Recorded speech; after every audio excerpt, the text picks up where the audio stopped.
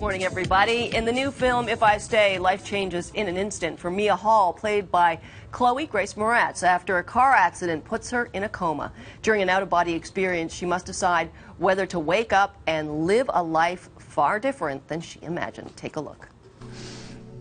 I'll do whatever you want. Just please stay. You're my home, Mia. I don't care where we are, I just care that we're together. I know that now.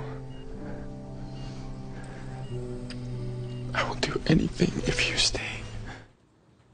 And author of If I Stay, Gayle Forman, and lead actor Jamie Blakely join me now. And then I cried in this film. I was just saying to you, I'm not a weeper. And there was a scene near the end, I won't spoil anything, but with Stacy Keach, that broke me. Cramps, yeah. It broke me. Killed you dead. I know. It's a really good book. One of the things I thought was interesting, we had this, a new sort of boy band here yesterday, and these teenage girls started lining up at 6 a.m.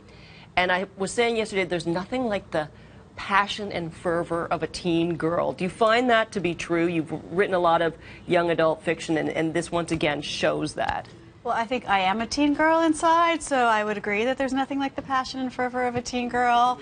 And I think that they really engage and are passionate about books and movies as well. So it's a great readership to write for. You're so good in this movie, Jamie, and congratulations. It's a huge role. I've read some articles saying this, and I couldn't agree more, that the chemistry with you and Chloe is tremendous. So tell me about how you got involved with the film, and was there a chemistry test before you were hired? Yeah, there was. Yeah, I got sent the script, and at first I was in a place where I couldn't get a job, so I just ignored the email and I didn't do it. And then eventually I got around to doing it, and I tested with Chloe the week after, and I was so scared, I was so nervous. And but in terms of the chemistry, we kind of just messed around all the time. We just fooled around and made sure that we were just like as comfortable with each other as possible. Well, whatever you did at work, because it really comes across on the screen. What inspired this story? Was there something that happened in your life or that you read about that had inspired it? No, it was something that happened in my life. Many, many years before, we lost good friends in a car accident. It was a whole family, and they all died. But I learned after that one of the children had lived longer, and he was medevaced, and that kind of tormented me and haunted me. I always wondered, did he choose to go with the rest of his family, knowing that they were gone? And about 7 years later, I woke up one morning and there was this cello player in my mind. She was 17 years old, very, very serious, and I knew that she was going to answer that question sort of as it pertained to her. Well, it does take you through the film. You're wondering yourself, what would I do? What if that was me? What would I do? And it's so hard. I don't know. Maybe there are things that happen sometimes that you cannot move past. Do you think? I mean, absolutely. I think that Mia, when you watch the past tense scenes of her life and you see the love she has with her family, the love she has with Adam, the love she has with music, you also understand that she has a lot to anchor her here and also a lot of strength, but you also see that her life is completely devastated now. So it really kind of brings her dilemma into stark view. Jamie, I did not know you had an accent. Yeah.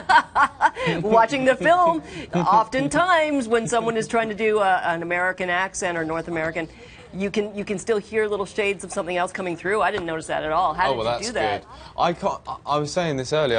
I didn't really have any lessons. It's just an accent that's been in our ears in England, I think, for such a long time. It just felt kind of, I just practiced by myself and made sure I was up to scratch, but hopefully I am. Was there anybody that you were thinking of, or it was just the fact that you watch American TV and all that? I watch American TV and listen to American people do interviews all the time, and I kind of just did that.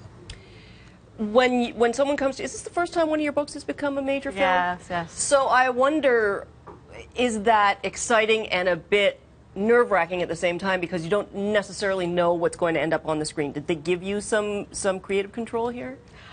I was involved. I was an executive producer, so I sort of had some input. But the director, R.J. Cutler, when we met, we sort of we were at a coffee shop, and we had like this little conversation about his vision for the film. And I was like, keep it together, because I knew that he understood it on such a deep level that that he would get it right. And so I kind of, paradoxically at that point, it's kind of let go. I knew it was in good hands, but that was also the point where he was so open to collaboration that I became more involved as well.